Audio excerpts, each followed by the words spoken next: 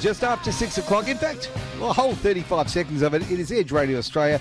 Thank you, Roscoe, mate. You are an absolute legend doing the drive there. And I tell you right now, I had a chuckle or three, but it's time to stop chuckling. It's time to start crying. Talking about relationships. Got Wayne in with all about relationships. Mate, great to see you. I've got the glasses on so I can see you. That's it. I absolutely, love this show because it just points out everything that's wrong in my life. I appreciate that, yeah. Well, it's not so much wrong, it's a learning opportunity. Okay, well, I am a slow learner. Could put the right clearly, spin yes. on it. I'm just teasing. Actually, all jokes aside, the positive feedback that I'm getting, and also, quite frankly, from a personal standpoint, things that I'm looking at things going, oh, yeah, okay, that makes sense now. And funny enough, what you were talking about with, I'm mental blank here. Okay, the lizard people. Okay. Yep. Yes. Okay. The reptilian brain. The reptilian brain. Yep. That was the joke there, but okay. That someone brought up David Icke. And David Icke was actually using that as an expression many years ago. He was. And people were taking it very literally. Yes. So perhaps don't take them so literally. Yeah. Yes. Yes. Reptilian. Okay. Yeah, Not your brain, that little tiny part of your brain. The one. Okay, the bit that we don't use much. Gotcha. Yes. Yes, or not much of. Hey, mate, what's on the show today? Well, as I said at the end of the other show last week, I was going to be talking about Tony Robbins' 6 human needs. Yes. Okay. Give me some needs. Okay, so for those of you that may not know, Tony Robbins was, or still is, someone who's quite dominant in the self-help field, or the motivational speaker field, whatever you want to call them. Yep. And many years ago, he was looking at the way we view the world and how we operate in it, and he came up with these 6 human needs. And when I first came across them, I was applying them to life, and then I thought, hang on, this actually applies to relationships. Well, you'd think so, because, look, let's face it, life is a series of relationships, right? Very true, very true. Oh, feeling smart now? Exactly, top of the class, gold star.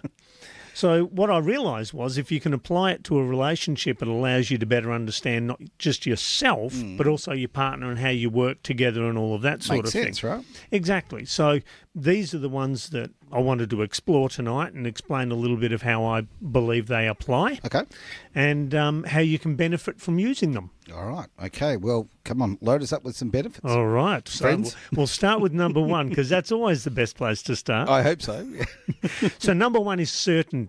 Okay. All right. So if we have things in our life that we can rely on, we know they're always going to be there.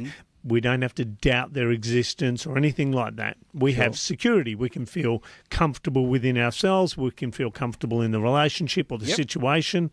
If we know what the outcome's always going to be, then we've got security. Okay. Now, the problem is with that is if you have too much, it's as boring as. Hang on, is this when the tracky pants come out? That's it. When you know it's going to be tracky dacks every day. So once you've got too much certainty, then it's boredom. Yeah, we don't want that. No, one wants that. If it's too predictable, it gets boring. This is the nice guy thing. So the nice guy is always predictable. Sure. So therefore, that's why they get shot in the foot all the time. And they go with the bad boy, who is uncertainty. Yes, the wild thing. Yep. That's it. Okay, James Bond thing going on right there. So that keeps life interesting. You know, you have the spontaneity, the things that keep life interesting. Now, the interesting thing with this is we all have our own settings for both of these. Is this Windows or Mac? That's it. Okay. I went to the dark side years ago. Control-Alt-Delete, that's all I can say. That's it. Okay. And so if you are someone who likes a lot of certainty, if you have a life that's got lots of uncertainty, you're going to be very stressed. Makes sense. Because you can't predict what's going to happen. If you're someone who has a high level of uncertainty in their life, you know, you like a lot of uncertainty, and you get lots of certainty, you're going to be bored out of your brain. Sounds absolutely logical. So how this applies to a relationship, and I'll use mine as an example, is my wife is someone, she's wonderful organiser, very structured. If it gets too chaotic, she doesn't like it. Okay. She likes things to be reasonable, which is good because for myself, I'm an unorganised person, so it balances me out beautifully. So with her, if things go chaotic or something needs dealing with that's beyond the realm of normal, I step in because I don't mind a bit of chaos. I don't like it when things go a bit crazy. It doesn't bother me. So that's where we balance each other out. Well, I think that's a big thing. I think people need to complement their partners. I don't think you should be looking... A couple of things on that. I think that, and this is just my thoughts on it, but if you find someone who's just like you, that's going to be very boring. Yes. It really is, right? Absolutely. So I think you should be looking for someone who complements you. You create a team together. Yep. And they're your missing parts. You don't have to become one. I mean, you don't have to have, I don't know, joint Facebook accounts or anything weird like that. But it's just nice to balance out and have that complement side. Again, to me, if you were looking for someone who was just like you, it makes you look a little bit of a narcissist because you're very keen on yourself. Of course. But the other side is that, it would be so dull. Yes. Yeah. And you're going into one of my future subjects here. Oh, you know me. Come on. No, that's all right. Spread it around. So you're right. There are things that you need to have matched. You Sure. have similar values and all that sort of thing. But you're right, complementary absolutely helps. And having certainty and uncertainty is a definite one of them. If you both like too much certainty, it's going to be a pretty dull relationship. Absolutely. If you're both high on uncertainty, it's going to be a very chaotic relationship. Okay. You can't plan for anything. It's Sure. just, mayhem. Gotcha. So being able to cope with both and being comfortable with both gives you that balance that you just touched on. Okay. So that's a really important one to consider. Sure. Well, whether you're looking for a relationship or whether you're in one. Yeah. So you might look at your partner and go, they're always all over the place and chaotic. Well, they like uncertainty. So of course. Understand that they would be the ones that would deal with someone collapses and has a heart attack. They're the ones that are like, on it, straight into action. They don't freak out running around like a headless chicken. Sure. So, and that's where it works really well. Now, the other one, and this is important with relationships, you need to have significance. Okay. I'm big on this, yes. Yeah, and this is one that some people struggle with because they're not quite sure how to communicate that significance. Okay. All right. So I don't know if I spoke on this about the 5 love languages. You did, but let's clarify. Okay. Absolutely. Yeah. So if you understand their love language, you can allow them to feel significant in the relationship. Sure. I've read heaps of studies about what contributes to a successful relationship, and just simple things like how was your day and actually listening for a little bit makes a big difference. Or what are you doing? Taking an interest in what this. So sure. Small things allow people to feel significance. But actually listening to someone, it's the difference between having a partner and someone who cares and who's invested in you compared to the greeter at Bunnings. Exactly. When they're just doing it because they have to do it, right? So I see quite a strong distinction in that. And if you are someone who wants to be, I don't know, felt significant, that's an important thing to actually be heard. Yeah. And of course, we've all got different levels. Like some people need a little more reassuring. They might have been through some really crappy ones in the past, and therefore this time they need a little more to make sure that when they're in it, that it's going to be long-term and quality and all of that sort of thing. So having a partner that allows them to feel significant is something that's considerable. And I'll give you an example from my own life. Sure. I'm someone who is comfortable doing things for my partner. So I'm happy with acts of service. Okay. So I often make a coffee for my wife. And when I first started going out with her, I said, I'm happy to do all this stuff. I just want you to be appreciative every now and then. It's important. It's really important. So I bring her a coffee. She says, thank you. And occasionally I'll be washing the dishes, which apparently is something women love a man to do. I'm told it is the greatest foreplay you can come up with. Yeah, apparently. That's why I have a dishwasher. But there you go. Exactly. But I'll be sitting there washing the dishes. Yeah. And she'll just come up behind me, put her arms around me and go, so glad I met you. And I just melt and go, yeah, I feel like I'm worth something. Yeah. So it's amazing how much value something like that carries. All right. So being aware of those little things that you can do that allow them to feel appreciated and supported and encouraged and all of that is really cool. Makes sense to me. Yep. The other one is connection. We all like to feel connected to our partner and the people that we're with in our life. Okay. Now, how do you connect with people? Sure. You connect by being open, vulnerable, honest, and Oh, a lot of risk there. oh You threw yes, a lot of risk out. lots of risk. Right. Okay, so a lot of people freak out when you start talking about, you have to be open and honest and everything like that. So what I'll do is I'll explain it like this. Okay. Many years ago, there was a chap by the name of Dr. Arthur Aron. Okay. All right. Now, some people may have heard of this. It's called the 36 Questions. Right. Okay. No, I don't know this one. So he wondered if you could create chemistry between people. Ooh. Can you? Yes, Is it- you okay, I'm can. curious. Really? Yes. So he came up with these 36 questions, and he took two of his assistants and he put them in a room together and he gave them the questions, and Yep. they took turns asking and answering the questions. Okay. And at the end of it, he said, "How connected do you feel?" And they said, "We feel, very close now, because we've built up that trust and respect and all of these things." Yep. And a while later, they actually got married. Really? Wow. Yeah. And he thought, well, it was a one-off, or is it, did I jag it, or was Yep. it actual thing? So he did it again and again, and same thing. Not they didn't always get married, but they did say we felt a connection. Okay. Can I ask a strange question? I like strange ones. What country was this? He's American. Okay. The reason I ask that is because, if it came from a country where arranged marriages are, part of the culture, then I'd kind of get it a lot more because, I don't know, with a lot of cultures who do arranged marriages, I'm not against that. Quite frankly, it probably would have been a smart thing for me. But I think there's an acceptance to grow together, right? Whereas I think in the Western world, we tend to, we almost want to start further in. Does that make sense to you? Absolutely. Okay. And I'll go into that because that's actually part of my journey, believe it or not. There you go.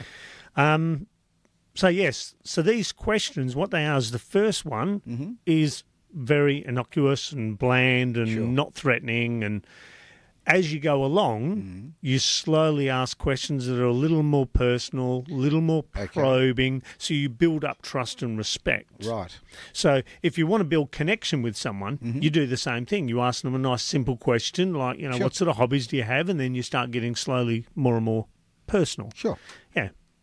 And that's how you build the connection. And that can be, with your partner, with anyone, really. And how many questions are involved here? There's 36 in his. 36? Yes, you can look it up online. Just type in the 36 questions, and they'll actually have the 36 questions he used. Is that right? Because I was thinking, hey, what we should do is we'll come back after a break, right? Not ready just yet, but if we did that, right, you could go and grab your prospective partner. You could sit them down there, and we could have a little experiment right now on Edge. We could. Right? We could see if we can marry people up. Just go out on the street, grab a couple of people. That's right. You never know. All right, mate. With that, hey, how about a quick break? Right, Beautiful. We'll do that. Now, I haven't gone a romantic song. I've gone something that's kind of. So we've had an interesting day. We've had the old eclipse thing going on. We've had it's had a bit of not moonlight as such, but a bit of mood to it all. So I've gone this way. Nice. It's Edge Radio Australia, all about relationships. And here is Mr. Zevon himself, Werewolves of London.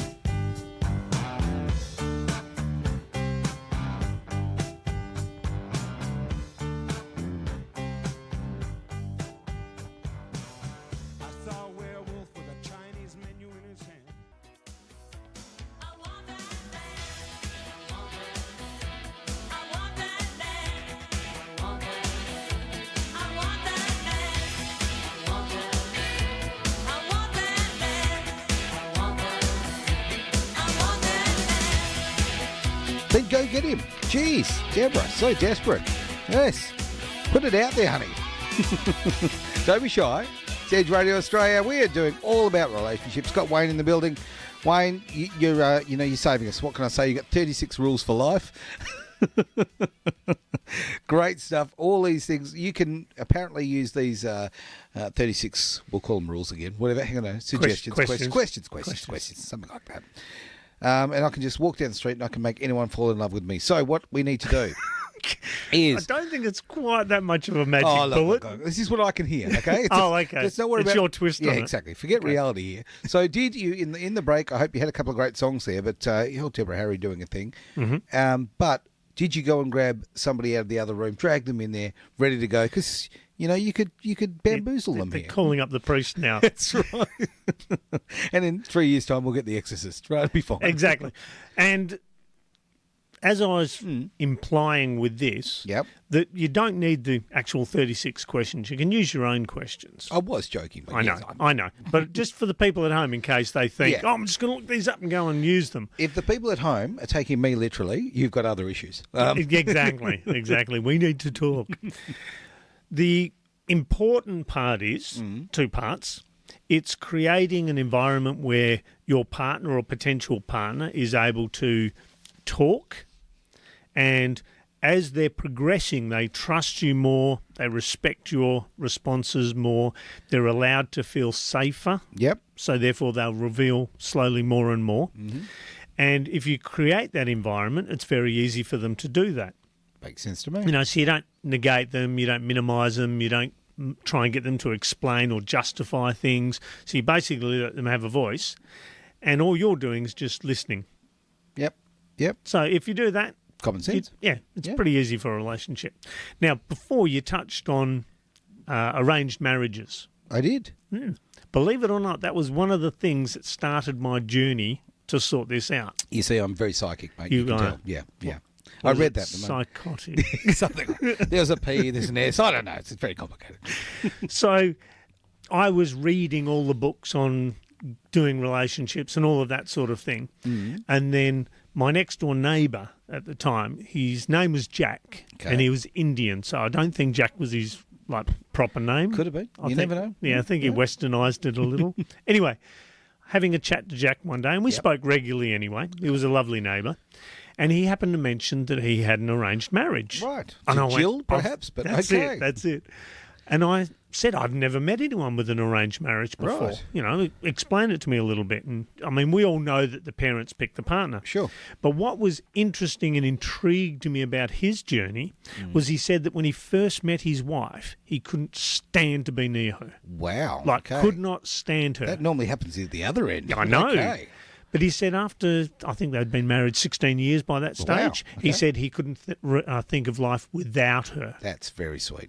I like Okay. So what he was touching on was, in one of my earlier shows, I spoke about the power struggle. I do remember that quite So the distinctly, power actually. struggle is where you build up a connection, you learn to trust your partner, you learn to know that they've got your back, they're there for you, they bring certain things that make the relationship better. Yep.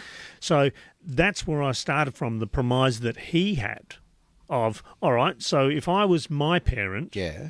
and I was picking my partner, how would I pick them? Yeah. So take the emotions out of it, because that's the problem. We always pick according to our emotions. Yeah. So that's the whole premise I started with when I created my That's system. really clever. Take the Really? emotions completely out of it and look at it very analytically. Sure. That was a tricky one. Oh, look, bye, Val. I like that one. I might use that one.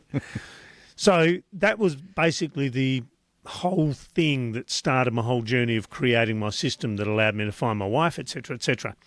So these 6 needs were something that fed into all of this. Okay.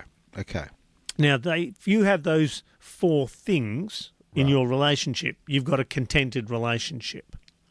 Well, it's a big call. Yeah. Yeah. Well, think about it. Oh, If, no, it makes if you've got sense. certainty and a certain level of uncertainty, you've got significance and you've got connection, that's feeling pretty damn good. Oh, yeah. You're ticking those boxes. Yeah, you'd be absolutely, sitting yeah. there in your trachydax going, I've rocked this one. As long as you don't end up. Here's my great fear, right? Okay, and guess what kind of person I am. My great fear in life is I'll end up the guy in the trachydax with a Camry. Okay, if I've got the wife in the Camry and the trachydax, I'm sorry, it's over. It's over. I can't do it. Matching trackies. Oh, it just got worse. It's just That's got the worse. nail in the coffin, isn't it? No, I just think, and I get it, like some people love stability. And don't get me wrong, there's a great attractive thing about stability, but at the same time, a little bit of risk is kind of fun, It's, yeah. So it's all about balance. Yeah, and like I said, you've got your own within yourself, how much certainty and uncertainty you like. Sure. And then you've got that you bring to a relationship. Now, I mentioned that my wife is someone who likes to be organised. She's Absolutely. on do it now, get it organised.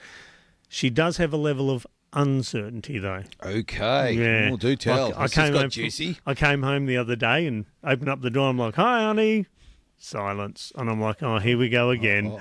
So it's a look around behind the doors, look at it's sort of, rah, it scares me. So she does it to me as well. She keeps me on my toes. She keeps it interesting. Life's never boring with her, and I like to think I'm the same with her. I keep life interesting, but that's what keeps the dynamic happening. Yeah, it's got to be fresh. If it's stale, it becomes tiresome. Absolutely, yeah. And we're both comfortable with mixing it up occasionally and doing something different. Gotcha. So yeah, that keeps it nice. And the last two things that we have or need is we need contribution. Mm-hmm. Okay, so this is one where for years I struggled with because we are trained not to ask for contribution. We're only trained to contribute. That's a really good point. No, that's a biggie. That's a biggie. If you ask someone, "Oh, do you need a hand?" They go, "No, all good." Yep. We refuse any assistance. We're struggling and just about killing ourselves, but no, I'm good. So true. However, if someone doesn't ask for our help, we get all upset with them. It's that dichotomy. We're complex creatures. Yeah, we're confusing as well. So I remember, and I've explained this to a few people, if we have people that we call good friends, as well as our partner, if we never ask them for help, they never get a chance to contribute to our life. Okay. Therefore, they aren't allowed to feel important to us. Oh, wow. Okay. So if you think about it, if you've got a mate that every now and then phones you up and says, "Look, I just need to come and, borrow your shoulder for a bit." Yep. You're like, "Yeah, no worries, mate." And he walks away feeling better. You go, "I'm rocking it as a friend." Yeah. We don't do it though. No, we don't. Very good point. Yeah. Yep. And it's the same thing with a relationship. And it's, like I said, it's something I've struggled with for years and still struggle with a little bit, is that accepting of help, like accepting of a compliment. See, you've just said two things that I think most of our listeners would be feeling, right? Because it is horrible to accept a compliment. I absolutely hate it. My face just drops when I, get that way. And, you can joke about people's egos and this and that, whatever. But the reality is a compliment is a really tough thing to take. And asking for help, oh man, I would walk through coals before I'll ask for help. And that's exactly what I'm talking about. That's exactly right. Exactly. So it's just a fundamental thing about you that if you could change that, my word, you'd open some doors. Well, here's a little way to think about compliments. All right. When someone gives you a compliment, they want to recognise something within you that they admire, that they respect, that they believe is a wonderful trait to have. Yep. So they draw your attention to it by giving you a compliment. Mm-hmm. All right. And because of our training, we tend to say, "Oh, no, it's nothing. Don't worry about it." And we downplay it. Yeah, we do. Now, imagine it's your birthday. Mm-hmm. You've always wanted this particular thing as a gift, and this friend buys you that gift and gives it to you, and you go, no, can't take it. They'd stop being your friend almost instantly. Oh, yeah. They wouldn't be, because that would tear their heart out. Yeah, they're like, I scoured the city to find that for you. Yep. And it's the same thing. We know someone for ages, and then we notice something about them that makes a difference in someone's life, or we appreciate, or something like that. And we give them that compliment. We really want them to take it. Yep. And they throw it back at us. And the sad thing is, most people can remember just about every compliment they've ever received. Yeah. And like when you throw a compliment someone's way and you see how awkward that they take it, and you see them it's almost hurting them. Yes. Because they don't want to accept that praise.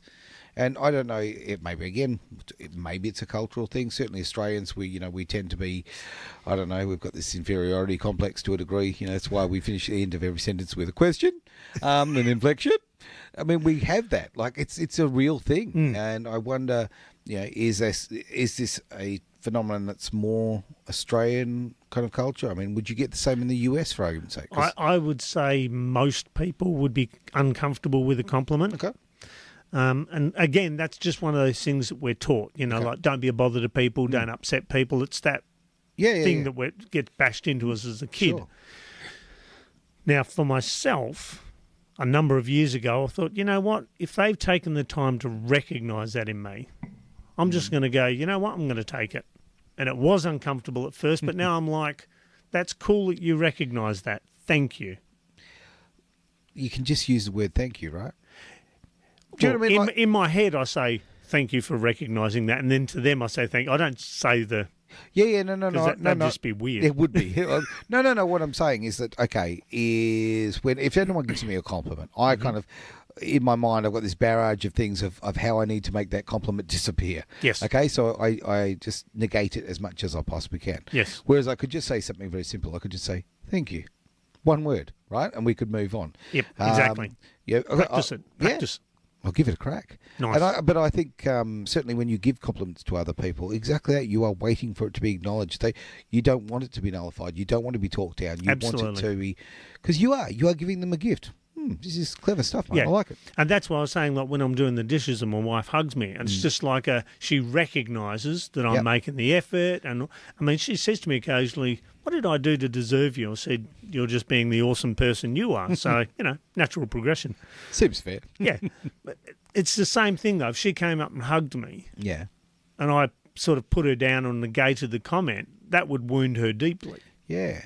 So that's why I just sort of melt a bit and go, "Thank you." Yeah. And it's the acknowledging that she thinks I'm worth something. Well, I mean, look, I'm sitting here and I'm thinking, like, if somebody walked up to me and gave me a hug while I was washing the dishes, my reaction would be, "Why are you doing that?"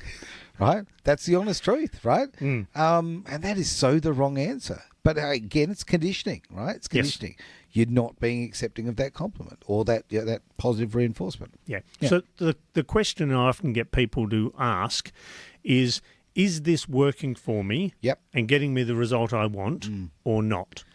Look, don't be that monkey with the jar, right?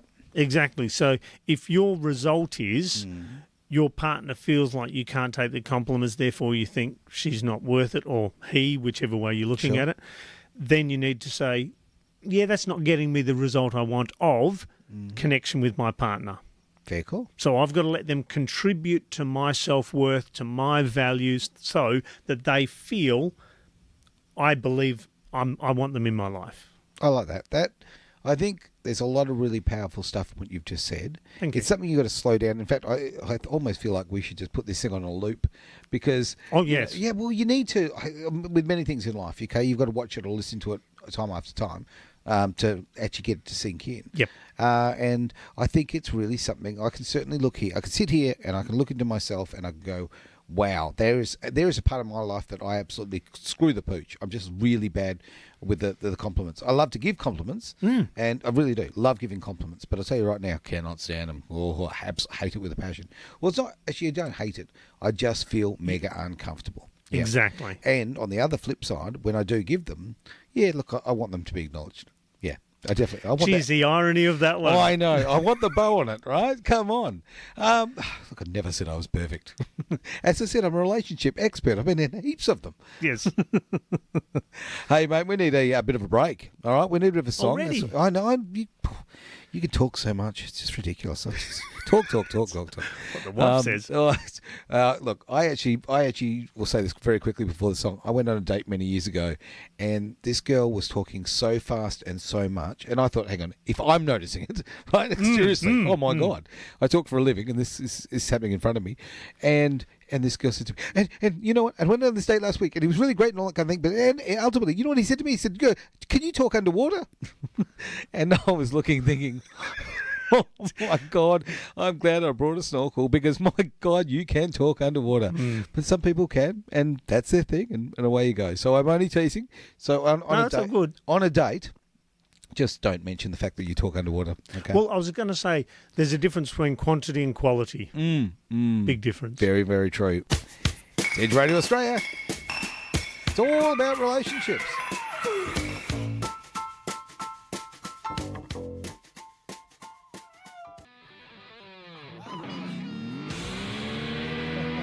Oh, Hot Chili Woman here at Edge Radio Australia. You know, you can get a shot for that. We'll clear it right up. It's all about relationships. Oh, dear. Poor old mate comes in here. I don't know what I do to you, mate. I see the facial expressions and I think, geez, am I hurting him with my inability to understand relationships? That's all right. The medication and therapy is helping. Oh, dear. You know what? Guess who's making the most money these days? Bloody psychologists. I would have said pharmacies. But... Oh, yeah, okay. Good point. Yeah, yes. We've got a second coming up there. All righty, mate. Now, where are we going now in the old world of self-help when it comes to relationships? Got one last point to explore, and Right. this is probably for me, it was super critical. Okay. And I believe everyone should make this one critical in their relationships. Right. And that is growth. Yes. Yes. Because if you're not developing as a person and your partner's not developing as a person, you're not developing as a couple. So you need to be becoming a better version of yourself. Yep. So Totally that agree. you can. So your growth could be how well you deal with conflict, how well you connect with them, how well you allow them to feel supported and loved and all of that. Yep. And you may notice there my very careful choice of words. You don't make someone feel loved. All right. So it's, because one thing's bugged me for many years when people go, "You make me happy." It's like, no. It's not my job to make you happy. So it annoys my wife sometimes when I start to say, "You make it so easy to choose being happy," and she's like, "God, why can't you just talk like a normal person?" Freak. Exactly. It's just I don't want it in my head that she's responsible for that. I like it. I mean, yeah, look, I would find the language tedious. I'm not going to lie. Yes. But I get it. I absolutely get it. Because ultimately, all said and done, no matter what you do in life, you are in charge and you are responsible for your own happiness, right? Absolutely. Simple as that. Yep. And that's all part of the growth is understanding what you contribute both in a positive and a negative way. Yep. So that you can increase the positives and decrease the negatives or learn the lessons so that you don't need to do them anymore. And therefore you're growing as a person. Yep. And the good thing is your partner will look at you and go, "Glad I picked them. They're getting better every year. They're like a fine wine." That's right. But if they say, you like a bottle of, I don't know, off beer, it's not a good comparison. Yeah, and look, some of them start out as a lovely bottle of wine and end up as a cask. But, Yes. yeah. I think we've all been there. We've all been there. Yeah, and again, that may have been part of that would be because we weren't allowed to grow within the relationship. Very good point. Because sometimes, and I've came across this one ages ago. You read these blogs and things from experts. Yep. And I use that term loosely because I'm not a fan of it. Oh, look, I could hear the inverted commas through the radio. Trust Exactly. me, yeah. So, I mean, if ever anyone refers to me as an expert, I'm going to run because it's you're certainly coming at it from the wrong angle. Oh, look, and I'm sorry to cut you short, but every time I hear the term now, all I can think about is maths. Married at first sight. God. And those three So-called experts. relationship assassins that Yes. sit there on the couch. So, there you go. Absolutely. They're not experts. Yeah, they occasionally get it right, but hey, a broken clock's right twice a day. Spot on. So, where was I going with that? Oh, look at that. I've ruined it, haven't I? You have. You I took have. all my I'm sorry. flow. You stole my mojo. I'll fix it later. Felt an Austin Powers moment coming really on there.